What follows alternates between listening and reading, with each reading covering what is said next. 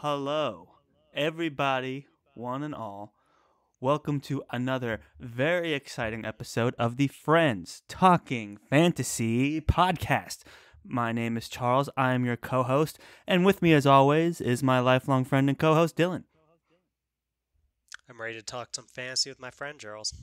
I'm ready to talk some fantasy with my friend as well. Today, we begin a very exciting new series, new author, new everything. We are beginning the Book of the Ancestor trilogy, starting with none other than Red Sister by Mark Lawrence. Nailed it, Charles. I'm Thank you. pumped to get into this one. This is the result of a rousing, a space rousing Thank you. game of friends pitching fantasy that we had a little while back, and I pitched this to you. You Mhm. selected it, and here we are. We're gonna cover That's it. right. Dylan, you'd read this a while back, so this is your second read through. hmm This is my first read through. I've read I've read one trilogy by Mark Lawrence. Which one is that where it's like Prince of Thorns, Emperor of Thorns, Yeah, that's the Broken Empire Broken trilogy. Empire. So I read Broken Empire trilogy. I thought it was great, which was a big part of why I chose Book of the Ancestor in the Friends Pitching Fantasy episode. And I'm glad I did because it was really entertaining, and no one writes fantasy like Mark Lawrence. Hmm. Tell me more about what you mean by that, Charles. No one writes fantasy like Mark Lawrence? Yeah, I just find his style to be very interesting and unique. First of all, Mark Lawrence, for those of you that don't know, his background is rather interesting. He's got like a PhD in math or something like that. He's like a full on scientist He and was a former rocket yeah, scientist. former rocket scientist, Or worked he on the currently is a former rocket yeah. scientist. Say he was a former rocket scientist. he well, he is a former rocket Yes. scientist. He was formerly a scientist, and he worked on like the Star Wars project and all that. So, his approach to fantasy has almost like a very sci-fi kind of aspect to it. He really gets into the nitty-gritty of in this case there's a school and a magic system, and his settings as well are always rather complex. uh, this one we're in like a frozen wasteland, but there's a sun that goes through this magnifying glass that heats up a sliver of corridor. Yeah. Super interesting. I'm like, man, no one writes. It takes someone with a lifetime of math and science experience who then decides to write best-selling fantasy. There's only one person like that I know of, and that's Mark Lawrence. So it's really interesting stuff to kind of go through this book and be reminded of the unique setting that was in um, the Broken Empire as well. So yeah, just happy to be back in the mind of Mark Lawrence. Yeah, that's so well said, Charles. It is very interesting that Mark Lawrence decided to write stuff that's primarily classified as fantasy, though it obviously has those sci-fi elements. It always seems to. Right. And the the choice is really interesting because you would think that someone with his background would be a natural fit for hard science fiction that really Exactly. gets into all the details of all of that. Yeah. But instead, he gives us just enough of that science fiction background to create some really interesting scenarios, like the ticking time bomb that is a dying sun Right. that just lights up the corridor through the moon, which is really a magnifying glass sort of thing that they send into Right. space, I guess. It's Um, vaguely described. yeah, so the whole thing there, Mark gives us what we need. He doesn't, though I'm 100% sure has all the knowledge to really dive into all of that. He never really makes the story about that, and I really appreciate that as more of a Exactly. fantasy character focused reader who would rather see what Mark Lawrence actually does do, which is give a lot of attention to these characters, and he fleshes them out with so much depth. Exactly. I think one of the things, if I ever got the opportunity to ask Mark Lawrence a question, like one of the things I would love to know is why fantasy and why not hmm like why go into these swords and sorcery things. Like I'm sure that he draws on something he just that makes him like sword and sorcery, and he brings science fiction in, and like what makes it a fantasy book and not a science fiction book. Like, it's very interesting how he draws these lines, and like how all of his characters don't know anything about science, but they just happen to live in an environment heavily influenced by science fiction. So you see it through this fantasy lens of like, what if these characters were born into this world where someone had apparently launched spaceships and built a magnifying glass to keep the planet warm, and lost all the technology, and now these people are in this like medieval like fantasy world trying to survive, and they don't understand the technology. So super interesting environments that he puts his characters in, and that's kind of how this book is introduced, right? This cool setting that blends sci-fi and fantasy in such a unique way. It definitely does, Charles. Well, shall we get into more of the Yeah, spoiler portion of our Buddy Read episode here and let's do it. just dive into all the plot points? So, a good time to tap out now if if You you haven't haven't read this book, because we're gonna talk about all of it. So, oh, also, yeah, story. We fleshed out the saying there. We should also mention Nona.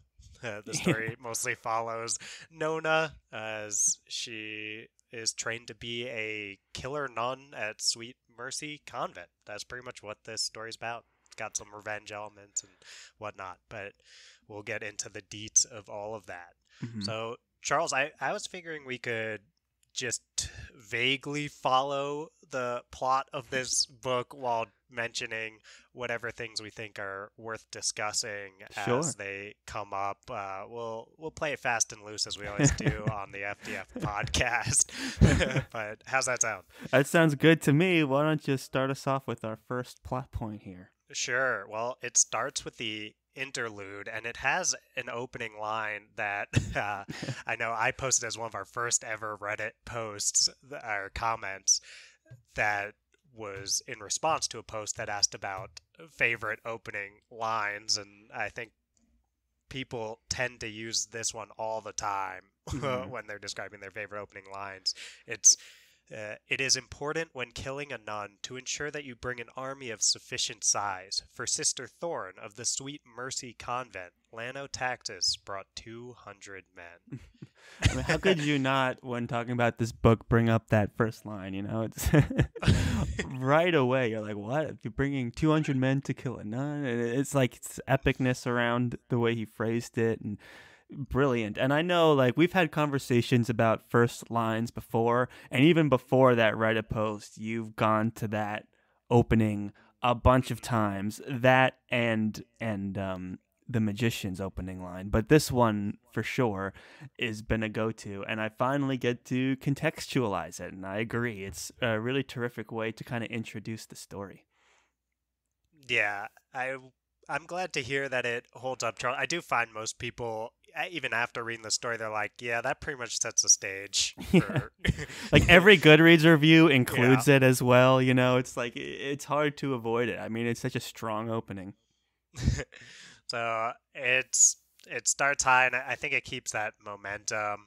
And we pretty these interludes. I know you Charles don't usually love when Mark Lawrence's work gets timey wimey. Yeah, I was wondering, did you find these aspects more palatable in right. Red Sister So when than we in read, Broken like, Empire? we had read Broken Empire years ago before Friends Talking Fantasy, right? So we had these conversations in private about my kind of confusion, gripes with the back and forth, like, time jump structure of Broken Empire.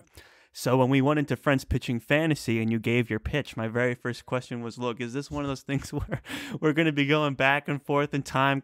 And you're like, yes, but I think you'll like it.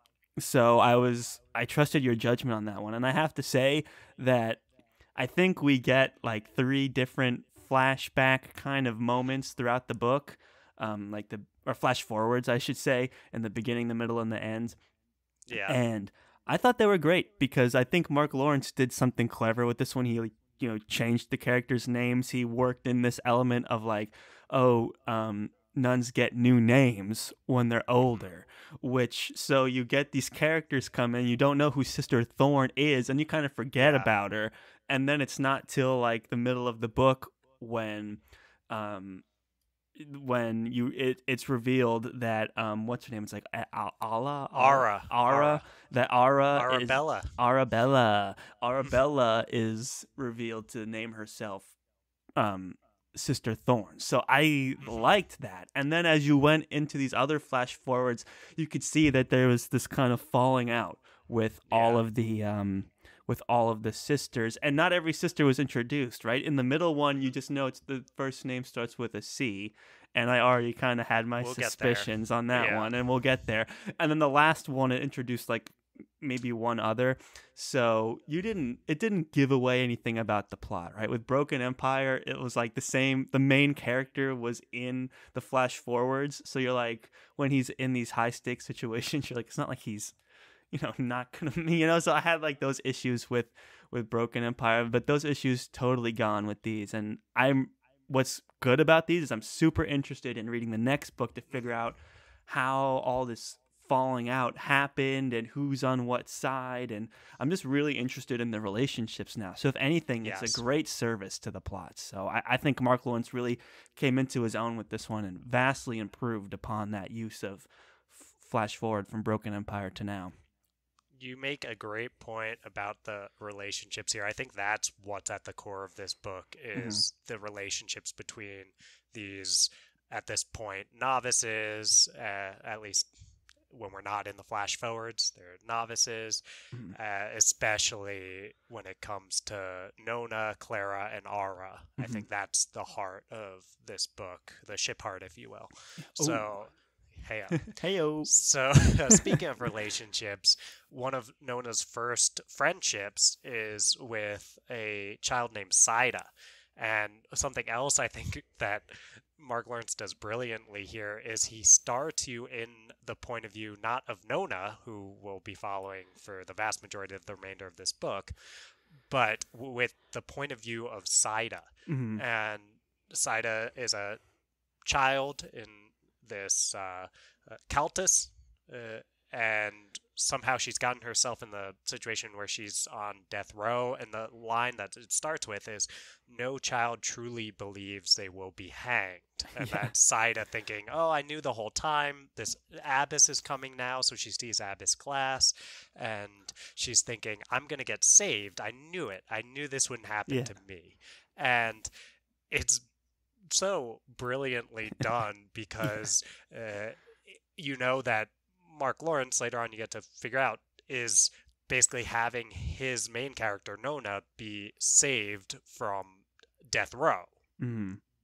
So that feels almost a little tropey, or we've seen these kind of things before, and it like plot armory, right? Right. It okay, of course the main character gets saved at the before they get hanged, but instead he gives us the point of view of Zaida, who's this other child, and it's like he reminds you, hey, children do get hanged in this world. It is that brutal. It is that messed up, and I'm gonna start you in her point of view so you empathize with her and think, oh, well, it's not really going to happen. And then it does. She Yeah. does get hanged. He's Lawrence is definitely keeping us on our toes, like right out of the gate. Like already we've had a jump in time, we've had totally new characters introduced twice, and now who we believe to be as the main character, who's a child, ends up getting hanged, even with the setup of, oh, this nun is coming to save me. So right in the first couple pages, you're like, whoa, Lawrence is throwing a lot at me right now. And if you're someone, like me, who's like hungry to just dive into some fantasy, I was like, man, this is going everywhere. I was really up for it. And that whole play on our expectations of, okay, this is the main character, here's how we're kicking it off, like getting saved from the Hallows kind of a thing. But no, and that's just me being like, okay, I'm I'm reading this with an open mind now, let's see where this goes. And I always pronounced it as Sadia, but I'll defer to your pronunciation of Saida. It's like Yeah. Sada or Sadia. Well, I pulled my typical at this point splitting time between the audiobook and the Oh, the paperback audiobook. actually here. So I have the paperback and I actually had the audiobook from the first time I read, but at that point mostly listened. Um, so this time I would say I mostly read, but I also listened, and it is Saida according to the audiobook. Okay, Saida. So That's good to know. yeah, and anyway, Saida unfortunately goes down, and she's Nona's friend. And as we learn throughout this book, friendship means a lot to Nona. The word friend, once it's been uttered to Nona, that comes with all sorts of connotations. Hmm. Yeah, and this is something about her character that I would maybe have wanted to see more fleshed out. Like, I like that it's that part of her, but I guess I never really understood why. She's so young. She's had, I get it's like, okay, she's had one friend, I suppose, and it's this older juggler guy, and now she's like all in on friendship. I think there was for how much like development and fleshing out we get of the magic system and the school and everything, I kind of felt like I could have used a little more development and why she feels that way. That's interesting, Charles. I've always thought this was really well done. I so Nona is maybe 8 or 9 by the time she actually doesn't know her age by the time that Right. eh, she is sold to Giljan, who's the person who puts her and others in a cage to sell them off to to The the academy yeah, like to the yeah child gatherer or something. yeah. So and it's maybe not delved into in depth, but it is clearly stated that she basically went those first 8 years or whatever without having any friends and being an outcast in the village. And I mean, I would think that 8 years of complete outcastdom, though that's not a word, Yeah. and being alienated, maybe if we spent more time actually seeing it, Charles, you would have Hmm. bought into that a little bit more. I found it like, okay, if you're I telling me, believe I was cool yeah, with it, but I was also like, she's so adamant about it, and I thought maybe one of these reveals was gonna show us why. mm, And while I'm still on board with it. I was just like, okay, this is one of those things that I'm just gonna have to accept. And she's 8 years old too, so young to like. And I get that people grow up fast in these kinds of environments, but I was also like, she's very much bought into this and held on to it her whole life. So, very interesting. yeah. Well, I think that's yeah, interesting. I think agree to disagree on that one Yeah, as we'll keep rolling. yeah, it's The minor thing. I'm all on board yeah. with Nona. So then we have Abbess Glass who saves Nona, and this is where things do start to get a little timey-wimey again. Charles, and I thought maybe you'd have some issues with this, but it sounds like you didn't. We get some flashbacks as she's getting taken to Sweet Mercy Convent, which is kind of, oh, here's how I spent this time in Giljon's cage, here's how Right. I spent time in the cultists, and here's how I almost killed Raymond Taxis, which is what got her on death row in the first place. So, any thoughts on I that was you want fine to with it. discuss? It's the flash forwards that I usually have, like the framing story taking place in the future is like the main issue. So like starting off somewhere super interesting and then just going a little bit further back to contextualize it and get us back to where we are.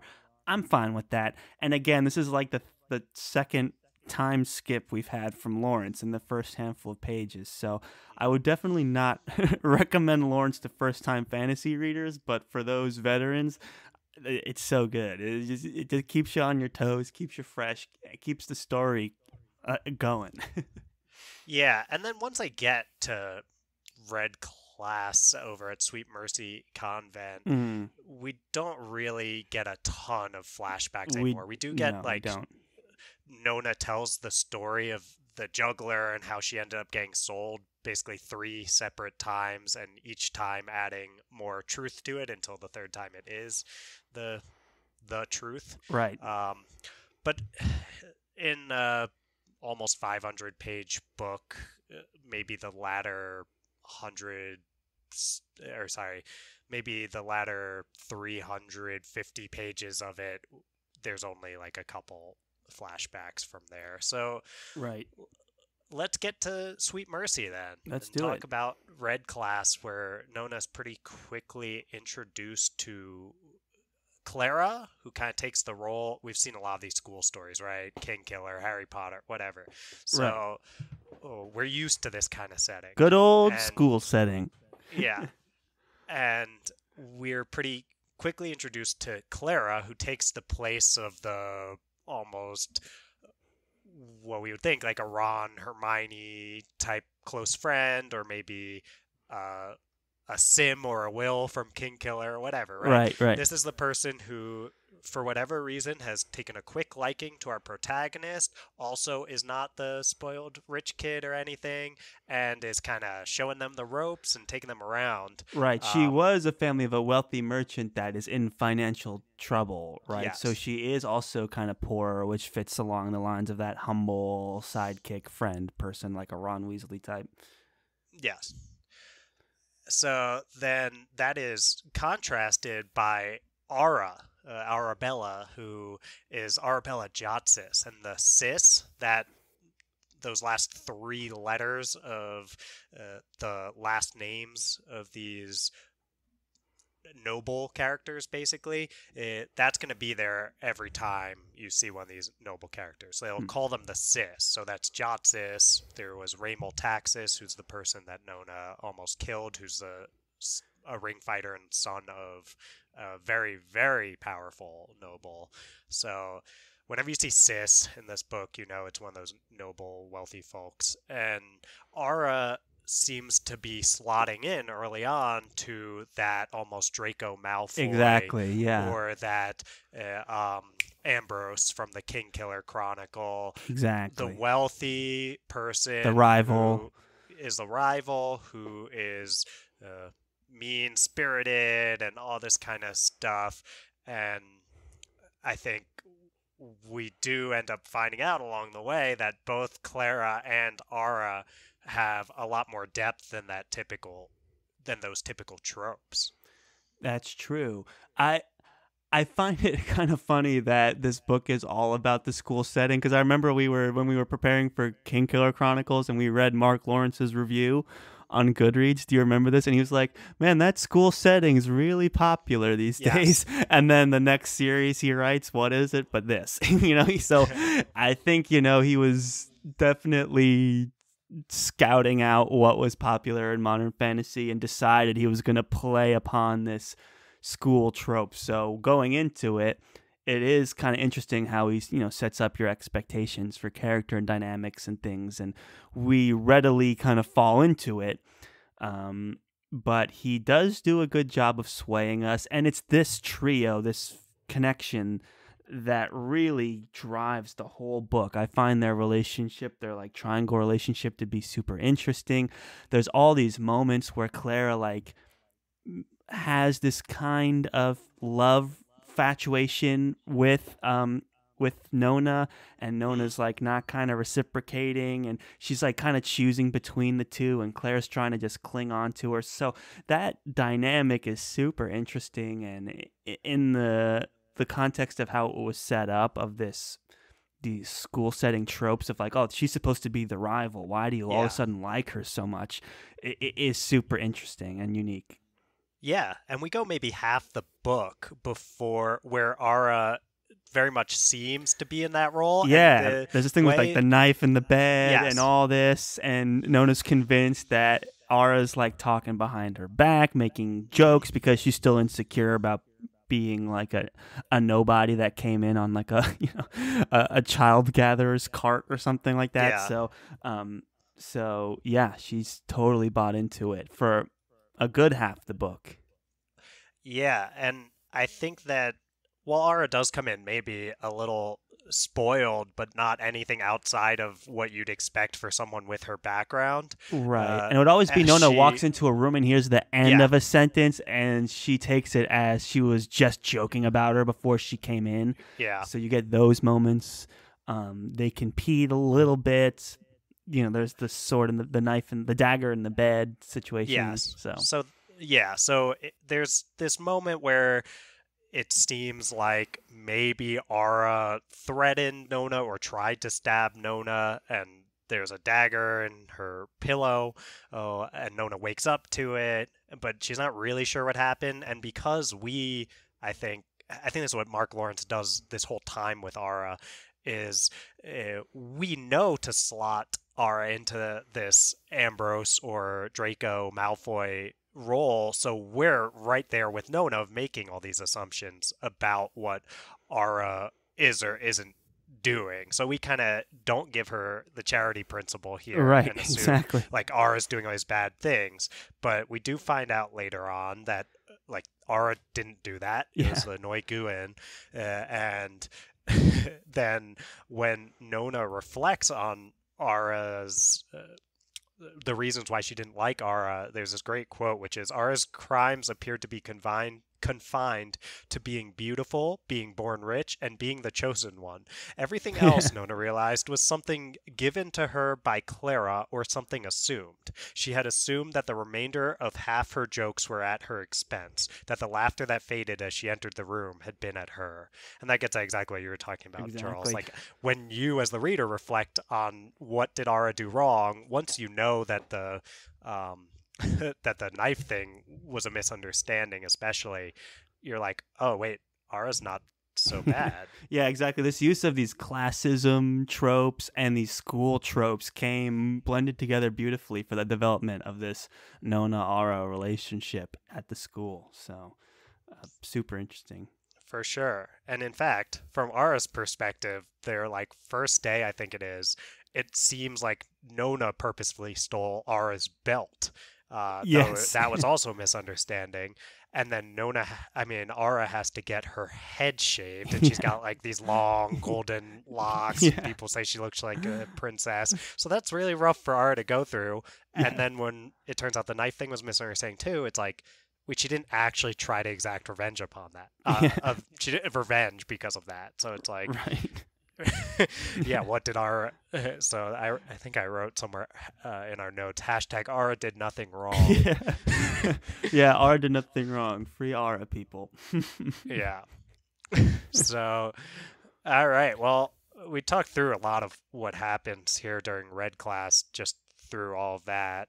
And we did not mention, though, that the other Taxis shows up, and Nona basically attacks. I think that's Lano Taxis, and then all of this starts to culminate in a trial, and they put Nona and Abyss Glass on trial. Basically, they're gonna get put to they're gonna get put to death for this whole Taxis stuff, where basically the idea of the Abyss taking away their prisoner and holding her makes her guilty, and then the prisoner, who is Nona, still has to get killed. So the church is out for blood for both of them.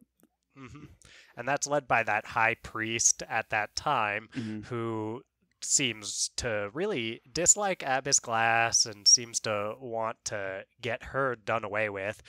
The Abyss then uses some old rule, I guess, some of law. The church. Where she's able to try to prove she's telling the truth by putting her hand to the flame. And she uses some of these tricks that they learn about clarity and stuff. Serenity, and she's able to basically just watch her hand burn.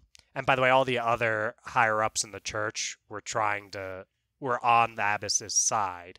So it left this one high priest to just be the reason why Abyss Glass was burning her hand to a crisp. Right. Nona. So during that, the line is dropped that Nona is supposed to be the shield based on some prophecy. Right. And Ara is supposed to be the chosen one in this prophecy. And there's something that the shield can do, or someone who's claimed to be the shield, to prove that they are the shield. It's the ordeal. and Nona says she'll do it because she doesn't want to watch Abbess Glass burn her hand anymore. Yeah, because it goes into some intense detail, and Glass is really suffering, and everyone's kind of getting queasy watching it, and Hmm. so Nona does step in. This whole idea of Nona, she was kind of conflicted at the time, but she comes back to that thing of like, she did save me, and she is nice to me. I would probably consider her a friend. I'll do the trial, whatever. So that gets us to the second like trial within this trial, so we're moving along. Yep. And Nona has to basically go through 3 rounds of protecting another novice. This is Hessa in this case, Hmm. who's also from Giljon's cage and shows magical abilities of a Quantal. Hmm. They're the 4 different, like, what do they call? Do they call them races in this? Like, it's I always think they referred to as do. race and blood. Also, Blood, you yeah, show the blood in you if you do. yeah, So yeah. So there's Hunska, Gerent. Hunskas are fast. Gerents are big. Uh, then there's Quantals who can use the path, and Margils who can do this like shadow they might be worky called spell tribes. magic. The 4 tribes. Tribes. Yeah. Yeah, I think you're right there, Charles. Hmm. So then Hessa has Quantal blood, I guess is important for later stuff. And Nona has to protect Hessa to prove that she has these shield abilities, and people basically is the first one a spear that gets thrown, and then there's a The throwing star, and yeah then an arrow, yeah and Nona basically stops all of these things in front of a big at crowd, short and that's range also is one yes, of the yeah, things. yes, and she does that using her Hunska powers, basically, of being really fast, and in part, what we later learn are Margil powers, Hmm. which are her blades that she has these invisible blades that are kind of like claws, which is how she cut Raymel Taxis in the first place. So, anyway, long story short, with the ordeal, Nona is now believed to be the shield, and we learn about some of these uh, Prophecies. prophecy things in depth. Charles, what did you think of the prophecy stuff? It wasn't until we get to that conversation with Abbess Glass and Nona where Glass kind of reveals her hand, Hmm. pun intended, to Nona, where where where she's like, "Look, I don't believe in any of this prophecy mumbo jumbo, but a lot of people do, and it was important for me to gain sympathy in front of all of these super important people, and it was just easier to like have the high priest come in and try and use old laws to get her killed, to then revert that using the sympathy and the trials and all that stuff. So Abbess Glass is basically like, she's part of the prophecy, it's real, and then she burns her hand off, and then Nona kind of takes some serious injuries deflecting the arrow. So Glass was like, yeah, I did all of that, so that was the means to an end, and the means was removing the high priest from office. Yes. And once I got to that portion, it became a lot more interesting for me, and it kind of re-solidifies Mark Lawrence's kind of whole philosophy of Hmm. fantasy, right? Where not everything is kind of as it reads. These kind of rational minds, this like his scientific background, right? All these rational minds kind of prevail, and technology and realism tends to kind of prevail in his worlds. And he was like, yeah. And Glass was like, yeah, I just wanted to overthrow the high priest, and this was how I could do it. I have no problems using prophecies as tools if it's the gets to the means. And there's that quote she mentions, if you have it, about where she they go on and on about the ends justify the means, basically. I don't have that quote. I I'll assume look for it it. was during the conversation where Abbess is saying all this, like it's made up, and I know that the she also says the Argatha never created it, but it was concocted decades later by other Right. people. So what's interesting too about that is that others, even when they have all the same information as Glass, still choose to believe it. And there's this moment, Wheel is the sister Wheel is the most pious of any of these folks, and she kind of slots into that teacher who hates our main character uh, trope from these stories about schools and fantasy. And Nona says to her that the prophecy's made up, and Wheel says that's what prophecy is. It's something that is made up and that we have faith is true. So I love this chosen one trope use by Lawrence. Like, Lawrence has us speculating on who is the chosen one between Ara, Nona, and eventually Zol, and all the while is telling us, hey, there is no chosen one. This whole thing is made up. And it plays with our expectations as fantasy readers, because part of us is like, well, even when people don't believe the chosen one is a thing, it kind of is in fantasy, Yeah. but it's also Mark Lawrence, and he's saying it's not real, so we're just taken for a ride with this. I found the quote, and it happens before the trial, right? And Nona's reflecting on it as Glass is going to take the candle trial. Words are steps along a path. The important thing is to get where you're going. And that's something that gets repeated a couple times. So kind of basically the ends justify the means. And was foreshadowing Abbess Glass's strategy, which was use the sympathy of her getting maimed and these ideas of prophecy to overthrow, like the means. And even Nona had this conversation, she was trying to think it out. She was like, what was the means in all of this? And then she was like, oh, you tried to get rid of the high priest. And she was like, yeah, exactly, that was what this was all about. So very interesting. Always fun to see that kind of tropey subversion stuff getting thrown in, and in a world like Mark Lawrence's, it's so honest and well structured. Exactly. And we do get the stage set here for Abbess Glass as this, I don't know if I would quite say Machiavellian, but if the ends justifies the means, that's the first mind that comes up. So I'll say, as this person who is very entrenched in politics and is making lots of moves to try to get what she thinks is best, and it's she did a lot to make this one. And as the leader of a church too, which you tend to think is like so bound in faith that they wouldn't necessarily be capable of these things like misusing prophecies for political gain and scheming and things like that. So in a traditional sense, like in that world, it is very much like the world of politics and religion and military are all kind of blurred. But our conventional sense of what like a nunnery is and what religion is, it's kind of played upon here as well in this Abbess Glass character. She's not what you would consider like a pope or the head of a nunnery to be like, you know? Yeah. There's a good moment where they tell the abbess that I think they tell her that they want her to be the new high priest, or at least to be on this like council or whatever it is.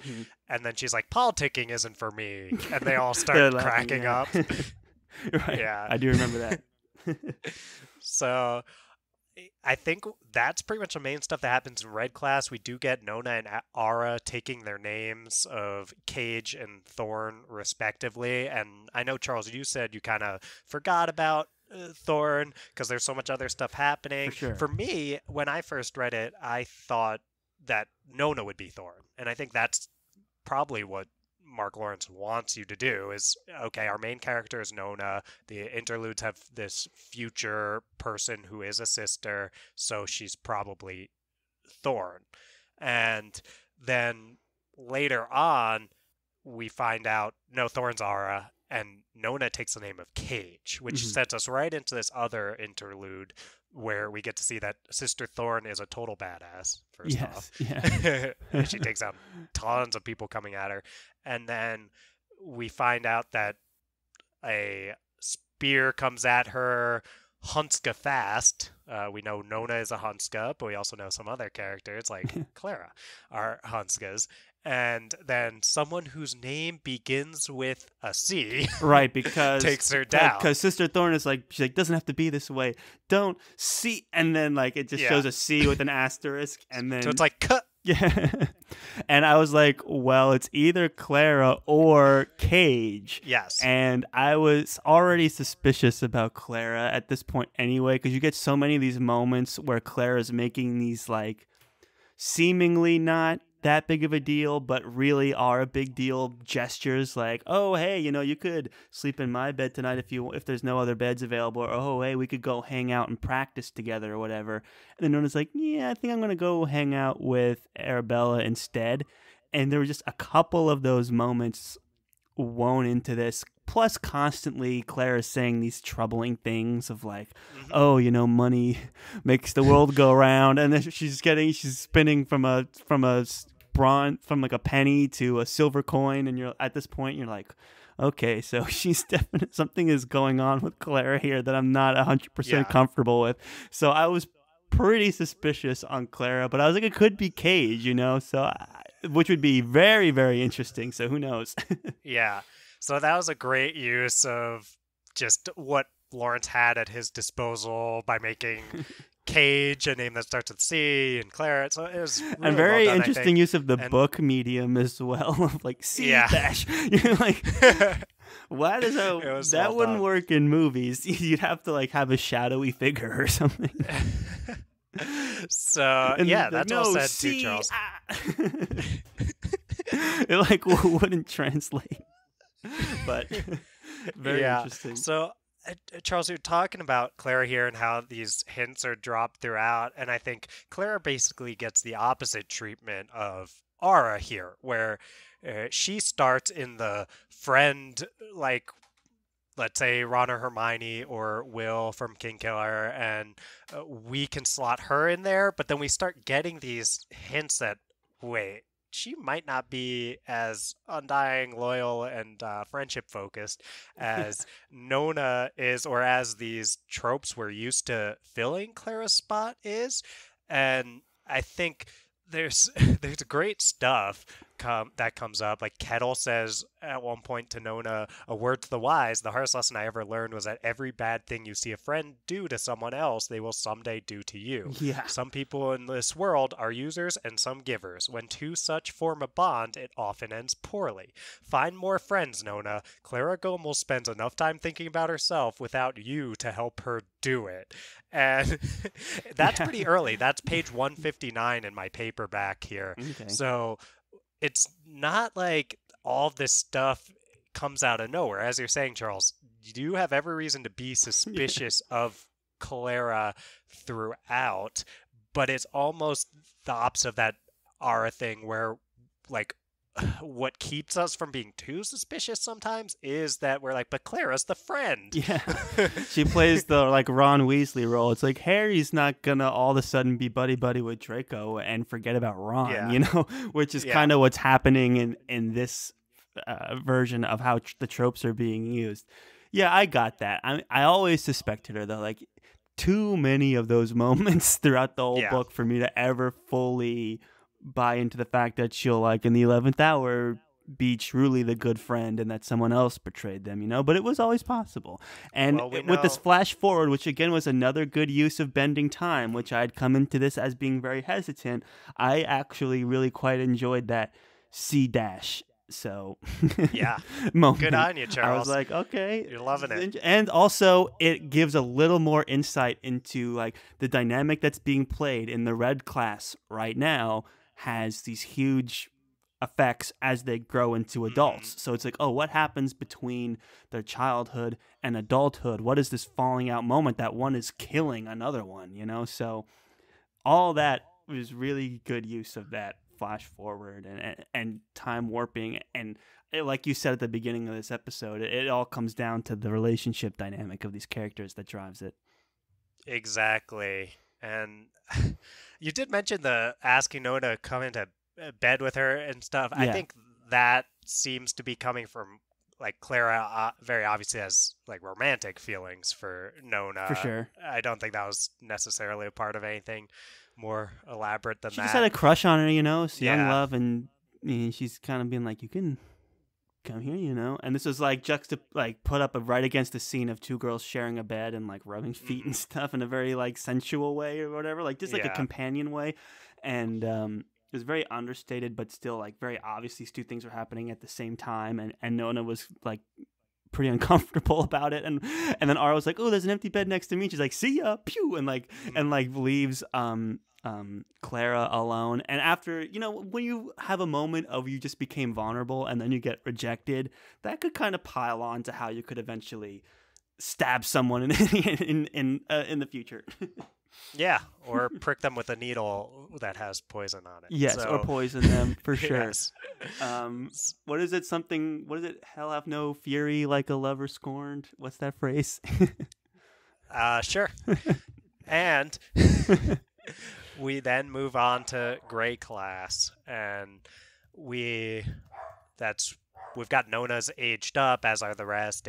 Nona's more like 12 now, and we have Shirzal, who's the Emperor's sister, coming with Zol and Yisht, who are two ice tribers, and this sets a stage for a lot of what happens in the next half of this book, Charles.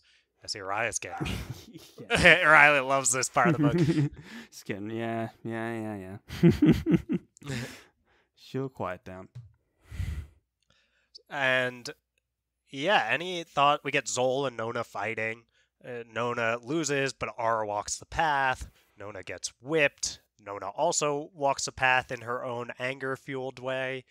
That's kind of what's happening during this trip. Anything to say on all this, Charles? Not so much. I just find it interesting that it was very much like a WWF ring with the stanchions all along the outside of the border that you can kind of bounce back from. And I was like, okay, interesting. And then we had what is it called? The blade path back at the convent. Yeah. That's basically American Ninja Warrior kind of set up there. So I was like, okay, we're going from American Ninja Warrior to WWF. Very exciting stuff going on. But for the most part, I thought this middle section of all the training and the tournaments and stuff was the most kind of draggy portion of the whole thing. I was kind of ready to get more into the mystery and the character relationships than I was and then this battle, and then that battle, and then this battle. And I was like, okay, I was ready to move on, back to the convent. That's fair, Charles. I did get some of that feeling myself when we were going through. So we go to the Countess, where there's that other instance with Raymol, which I think we kind of need. We need another Raymol interaction just because that is the through line through this whole thing, the way it ends, basically, besides the relationships, is that Nona does eventually get revenge on Raymol. So I think we do need that moment. Right, and it shows that there's something going on with him where he's cut and he doesn't bleed and he doesn't take damage like a normal person would. There's some and we know that it took a lot of magic to keep him alive, so it was good to see that kind of getting put in place for the ultimate face-off at the end, where we see just how truly unstoppable he is from this magic. So it does, you're right, remind us of him, replant those seeds, all that good stuff. Definitely. So I think we needed it. The same kind of thing. She goes to the academy and she finds out that she's got Margil blood. That's what the blades are. So we find out that Nona's a 3 blood, and that's important for this because the prophecy has this whole the 4 voices will speak at once bit going, and people think that means that 4 blood is the chosen one. That's the shtick of it.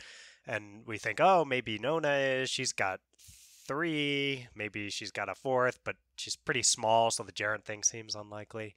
Then we end up with, after that interaction with Raymol, Nona might be poisoned, and she goes to try to steal ingredients to get a cure. She sees Yish doing some sketchy digging and speculates that she might be trying to steal the ship heart. Then, go to the academy, or that's where the Margil stuff happened at the academy. Yeah, they plan to put Yisht in a barrel is the next. And I think this is kind of the feel of these events. It's okay, now this thing's happening, now that thing's happening. It does set the stage. Yeah, meanwhile, there's all this training stuff, all the classes at the school and all this other stuff. And you're like, okay. And they tried to put Yish in a barrel. And ship her away with I like that. That's such a 10-year-old Yeah. like kind of mentality. It's like, we won't kill her. We'll put her in a barrel and ship her away. I was like, am I really reading this? It's kind of fun. Yeah, it does feel true. There's some innocence Sometimes, about that plan, yeah. Yeah. Meanwhile, Clara is like, just kill her, but Yeah. the rest of them are still a little more innocent. And they do put her in a barrel and they do ship her away, and it sort of works. Right. It doesn't long term, but that's what happens when you put a bunch of 12-year-olds together and have them come up with a plan. Yeah. Exactly. The fact that they were able to pull it off was fortunate enough for them. So it, yeah, I think that's pretty much that middle portion. Things start to get really picked up again when they go out on the ranging.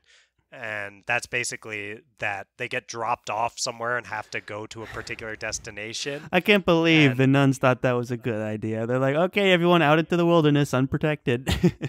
well, it's a long-standing tradition that happens every year, and they do take precautions here to have very seasoned warriors guarding all the three most important people, which story-wise feel like it's typically the most important people are Nona, Ara, and Clara, but in the actual plot, the most important people to the nunnery are Nona, Ara, and then Zol, Right. who is revealed to be a four-blood during this ranging. Kettle gets poisoned, Nona finds her, and Kettle's like, the rest of you are just distractions. Like, the real chosen one is Zol. Mm-hmm. That was an interesting little reveal. Like, I felt like to get us to the ranging part was kind of a stretch. Like, yeah, okay, like let's send them out ranging. It's a tradition, whatever. But still, I was like, come on. Like, I think the circumstances are a little bit different for this troop, but they tried to bring some sisters to follow them, and that was a nice little reveal too. It's like, oh, each of you had someone following you. And then there was this whole thing of, back when, what's her name, Vaska, the one that tried to steal the ship heart, Venka. Oh, Yisht. Yisht. Why did I think it was? I think you're naming a character from the Poppy War. Oh, Venka. Yeah. So Yisht was trying to steal the ship heart, and they were like, "We should just tell the abbess. We should just tell her." Which I was like, "Yeah, that's obviously the right thing to do." But she was out of town, and so it's like, okay, well, at least that makes some sense. Like, so when they decided not to tell her, I was like, it kind of doesn't make sense. And then Nona was like, you know what? I should tell her. And I was like, okay, good. And then it's like, oh, she's out of town. I'm like, oh, that's smart, Lawrence. Like, good idea to have her not be there for whatever reason. And maybe we'll learn more about what she's up to in future books. But for now, I thought it was a good way to kind of justify some more of the stuff that's going on, because like the minute you realize Yisht is trying to steal the ship heart and then they're all connected, you probably wouldn't just immediately be like, time to go ranging, so you probably kind of investigate and see what happens. So that was kind of my qualms going into this, but once we were there, like the pacing of the book really took off, and I really enjoyed reading all of these ranging moments. I love, again, coming back to the setting, I love this idea of this like ice corridor, and like they just don't understand the technology of the lens and the sun, and they just know that it carves this one warm path into the glaciers that they live in. Very, very cool. So, and that's also a pun. So cool as in cold. Oh, Charles, you guys got to keep up here. So I really enjoyed the ranging portion once we got off into it, and you put all the relationships that all these classmates built, and you put them out on their own against all the odds, and you see how they handle it, and that's when the pacing really started to move for me. Yeah, I would agree. The ending, I think, of this book is really strong. Yeah. I do love they're going out they're going out to the ranging, and Clara just starts like mumbling to herself and those around her about how money makes the world go round and she's gonna make something of herself, and everyone's like, what do you do? Like, why are you saying all this? And she's like, you don't know if you're gonna come back, so you might as well say what you gotta say. And it's like, okay, Clara, let's keep in mind, is about 12 at this time, so maybe she's not the best at keeping Well, they her might be. betrayal I think they're secret. gray And class at this point, right? And that's a little yeah, older. They're like 14. I don't think so yet. I thought I gray think they're class was more like like 13, 12, 13. 14. Maybe I'm Whatever. wrong. Who cares? It's like a difference of a year. Either way, Of yeah, 13. either way, teenagers, Yeah. early teenager, probably not going to be great at keeping secrets either. No. So we are, yeah, we're getting some hints pretty blatantly, and so is Nona, which is pretty important because we end up in this situation where they're all in a cave. Like our main characters are all in a cave, and the Taxis soldiers are surrounding this cave, and they want vengeance upon, or really, the Taxis in charge of them, Raimel. Mhm. They want vengeance upon Nona in particular, but they tricked Clara into basically selling people out and then poking them with a poison that would disable everyone from fighting back. Right. By telling her that they actually wanted Aura. And Clara, as we find out throughout this book, she has some negative feelings toward Aura. It's complicated for sure, but definitely doesn't value her friendship as much as she values Nona. And there's some sense here that maybe Clara wouldn't have done it if it was Nona, but maybe she would have. And maybe, we don't know. But Clara was like, Nona's supposed to get away, and Aura's the one that gets taken, and that was the deal, So she made the deal assuming that Nona would be safe. So I'm of the belief that she just really didn't like Aura and still kind of wanted to make it work with Nona. So I'm on board with that. And it seems like something a 14-year-old would do because she does kind of have a crush on Nona a little bit. And then also Aura comes from the nobility and Claire's family has had money problems. So I just think she hated pretty much everything about Aura, from her wealth to her status to her seemingly how she gained friendship with Nona. That's kind of putting a shadow over Claire's relationship with Nona. So I kind of am of the belief that she kind of wants Nona all to herself a little bit at this point. And I've read through all this, so I'm also trying to be very careful in my wording. I think if Charles is free to make more clear just speculations of what will happen in the future than I am. So I'm always interested to hear that. It's an interesting and well-built toward, I don't even really want to call it a twist, because in part what happens is Nona had this black cure prepared, and Nona, like us, has picked up on all of these signs from Clara, and she's like, something's not right here. Yeah. And Nona takes the black cure to prepare herself because she'd also smelt the cat piss smell on Clara way back, which she knows is that, I think, boneless poison. Yeah. So Nona's like, okay, I'm just going to take this thing and be ready if Clara's going to use that poison on me. And it ends up making Nona actually resistant to it and able to fight back in this moment. So I think in that way, it's almost like not quite a twist. Right. I don't know how you'd describe it, Charles. For me, I had suspected it from halfway through the book, so it wasn't so much a twist as it was this kind of revelation. It was presented like a twist, though, honestly. And then, all this stuff that we afterwards, right after the twist is air quotes, is revealed, then Nona's like, oh yeah, I suspected her this whole time. It's like, we didn't know you suspected her this whole time, and the story's being told through your perspective. Like, you weren't thinking about how she mysteriously took extra ingredients and the smell was suspicious and all this other stuff. You're not telling us this until after the twist is revealed. It's like, I get it in that you didn't want to spoil that reveal, but it also kind of felt like, yeah, okay, how would we have ever known that if you hadn't written it in, so, and then she takes it preemptively because she suspected her the whole time. It's like, maybe weave more of that suspicion into it because she's so steadfast.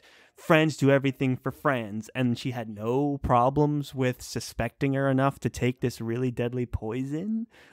Charles, let me weigh in. Well, my first part is, I think I 90% agree with you. Okay. And that is that, with this tight a point of view to Nona, I would say that we should get more of this stuff beforehand rather than all of it kind of thrown at us right at the end. And I After think, the reveal, yeah. yeah, after the reveal. And I also kind of think that if you're not suspecting Clara by this point, I don't want to say you're not paying attention, but there were a lot of For opportunities sure. to start For sure. suspecting Clara. For sure. So it's like, I don't know. I don't know if it needed to lean on that twist. Like maybe we should have just gotten that information, like you're saying, Charles, up front, That's and that what should I'm just been a saying. thing that played out. As for Nona not trusting her friend, I think we also get the reveal that her first ever friend betrayed her basically and was there to try to turn her into someone, right? Mhm. That juggler. So I think that's the 10% I'm not with you on, which is I like that Nona ends up actually not trusting her friend after Yeah. all of this time because of her past Ultimately, I'm experiences. super excited by everything that happened. I just felt like the experience was kind of lessened by giving us all this stuff that she had felt the whole time that we never knew immediately Yeah. after the reveal. You know, like you said at the beginning, there's more than enough reasons to suspect Clara, and the fact that Nona goes from friendship or like ride or die friendships to suspecting her to the point of taking this really deadly poison is an interesting one. And maybe I would have liked to have seen more of that struggle, like that decision to drink this really dangerous Hmm. potion that everyone's like, oh, I'd rather die than take that Yeah. potion.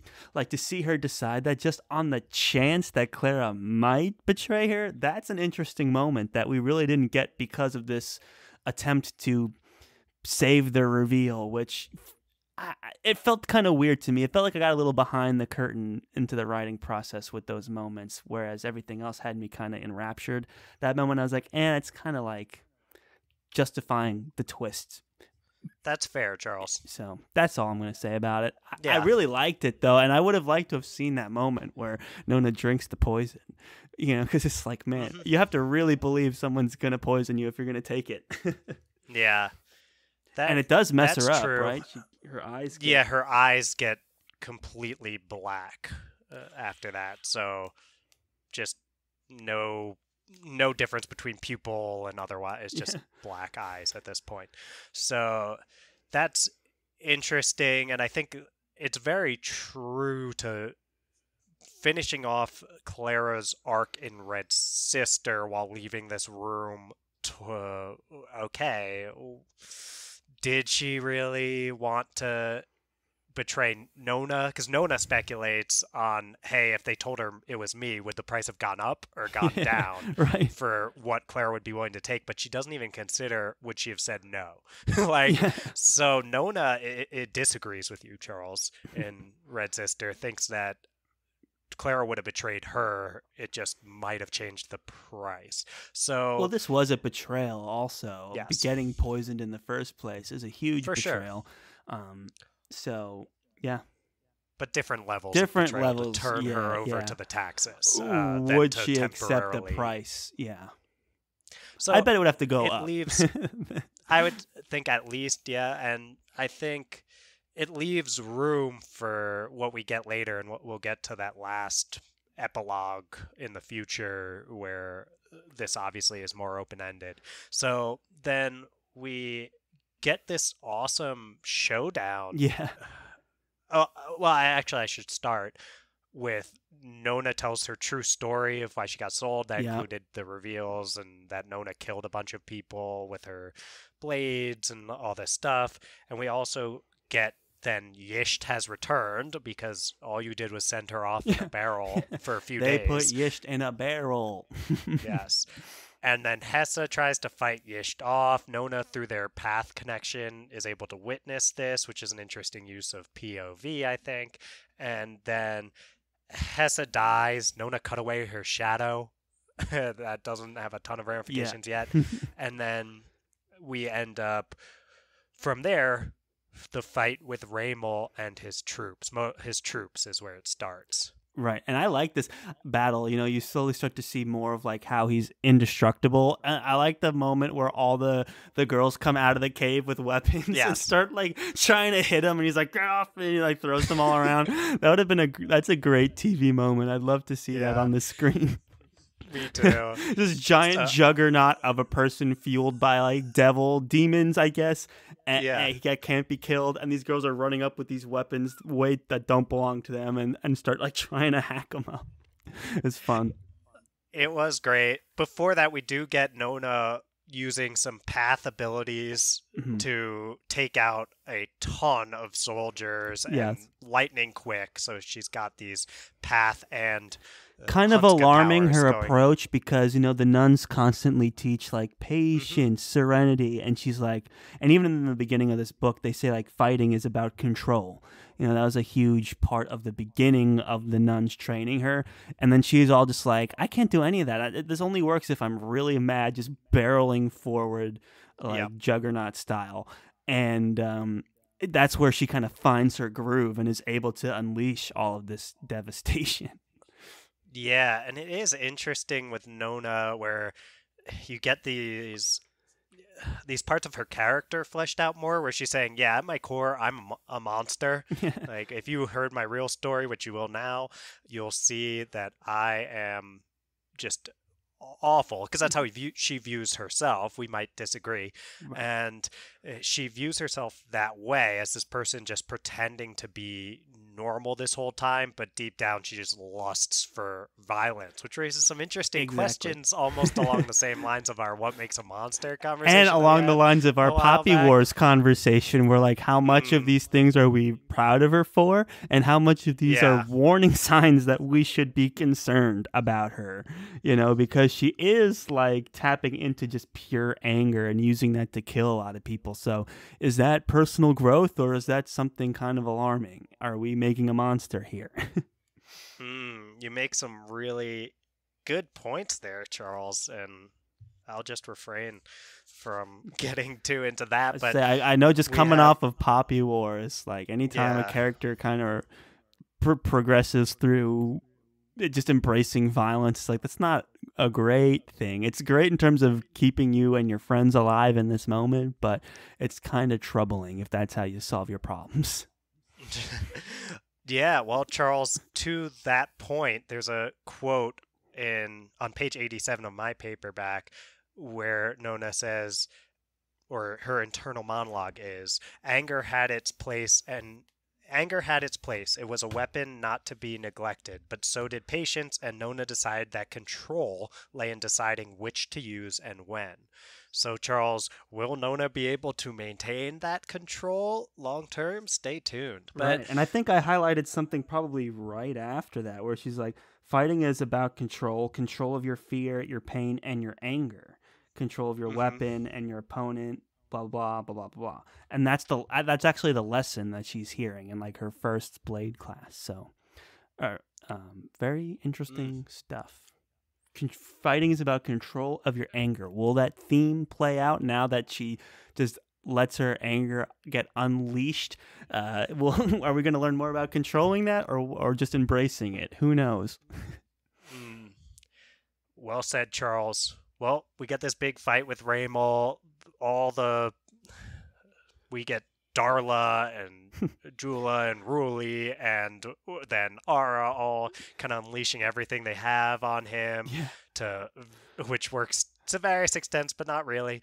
And then he's got this big red eye that gets revealed in the middle of the fight. It was very cinematic, as you were saying, Charles. Right. I really enjoyed reading this part. It was very visual in my head. And eventually, Nona is able to use that amulet thing and Yeah. is able to kill Raymol, who's been screaming like, "I can't be killed. They won't let me Yeah. They won't let die," me, which is was a very humorous. troubling thing to hear. That it But it was. was so much fun. I was like, they won't let you, like, like maybe hinting that you kind of want to die. Yes. So So we get an idea of that maybe his life has gotten pretty tortured since the mages brought him back from the brink of death. mhm. And it makes even more sense why he wants vengeance upon Nona, because not only did she just almost kill him and now he's fine, she almost killed him and now his life might be pretty torturous because he's possessed by all of these demons. Right. And that whole "they won't let me" bit, like you said, Charles, it definitely sticks with you. There was some weight to that line for sure. I really liked it. Yeah. So we see the end of Raymel Taxis. We get the sense from what comes up next, the epilogue, that this is not the end of the feud with Nona and the Taxis family. So it's pretty interesting. We get what Sister Cage, or Nona, has become, which is some sort of legendary, feared person, I guess, who Sure. these novices have heard rumors about, and they're like, oh, they're all true. She's that frightening. And then people literally just run from her. Some of these soldiers will just run, seeing Nona and her lack of a shadow and her completely black eyes. And then she comes up to Clara, who's standing over Ara, who's basically nearly bleeding out at this point, but she's still alive. And then they have a conversation basically about friendship, Yeah. which is interesting right after Nona comes out, just this fearsome person. And Clara. And they switch back to their, Nona, and like the Yes. name Nona comes back at these moments, weave in and out with Cage. So Exactly. There's such a great exchange that I love here, because we also get Nona, even if she suspected that her friend was going to betray her, she did not do anything to harm Clara after that, because friendship does mean so much to Nona. right, and she And doesn't buy in that Clara's like unredeemable at this yeah, point, even though she basically skewered Ara. It's like, okay, you still want to give her a chance? All right, good on you. yeah. And there's this great exchange where Clara says, "We were children, Nona. Children make and break friendships all the time. It's not important. This, what we're doing now, this is important. It's about sides in the great game that's being played, and you're on the wrong one, the losing one. You should change sides." Nona shook her head. "I'm not playing, and I've always been on your side, Clara. You've just not properly understood it." And isn't that kind So of at good. the core of, we say this book's about relationships? That exchange there, Clara and Nona, where Clara still wants to be friends or be on the same side with Nona. Like, Clara seems to really value Nona in some way, even if she was willing to make that betrayal. And Nona says, "Look, like, I don't care about anything bigger than that. I've always been on your team here, Clara, and you just don't seem to get it." And I just love that exchange, Charles. Me too. I love that flash forward, and I think that's what has me so excited for Grey Sister, is this idea of these relationships and how did we get here. And like the flash forward does such a good service to their relationship, because like I've always been on your side. You never know. And it's like you're on the losing side of, so like there's this greater conflict that we still get to understand, and there's all this. It's rooted in these like almost innocent-esque childhood friendships that have gone on to go through the ringer that is adulthood and this really harsh setting that Lawrence created. And I'm just really excited to see where it goes. Brilliant use of the flash forward and brilliant use of the school setting to create these really awesome relationships. And brilliant book, Charles. When I've been reading this, I think I vaguely remembered that I must have really loved this book, but I think I forgot how much I love this book, because I don't know, I was enraptured. It's like so good. This might rank up higher among my favorite fantasy novels than I remembered. So I'm really enjoying this. Me too. I'm looking forward to it. I'm looking at the release schedule.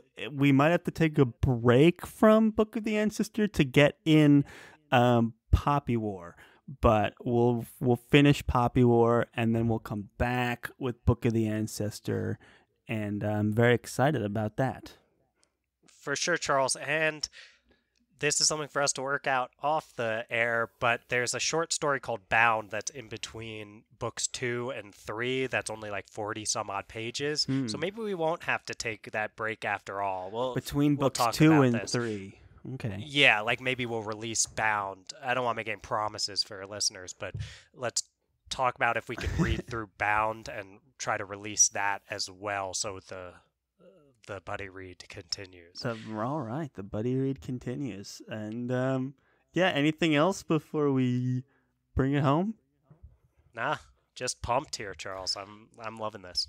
I'm loving this too. It's good to be back. It's been years since I've read Mark Lawrence, and I didn't realize how much I missed him until now. So let's get some music going. Thank you, everyone, for listening to yet another very exciting episode of the Friends Talking Fantasy podcast. This has been your co-hosts and lifelong friends, Charles and Dylan. If you like what you heard today, go ahead, find us on Apple Podcasts and toss 5 stars to our podcast, guys. We also are available wherever else you can download podcasts for the most part, all the popular ones anyway. Go ahead, if you know how to listen to us, you made it to the end of the episode. So go ahead and find us on social media. Just Google Friends Talking Fantasy Podcast. We come right up. Find us Instagram, Twitter, Facebook, all that stuff. You don't even have to write podcast, I think. Yeah. Just Friends Talking Fantasy. You know we got that SEO on fleek. And go ahead and drop us some comments, drop us some reviews, send us an email, theftfpodcast@gmail.com. Let us know what you think of all these stories, these conversations, these episodes. We'd love to hear from you. Or something else you want us to cover, yeah, right? Yeah, let us know. What do you want to see? Like yeah, send us stuff. Let us know what you want to hear. We'll bring it to you, the fan, because we love you guys. And yeah, just always appreciate the thoughts. So as always, everyone, go forth and conquer, friends.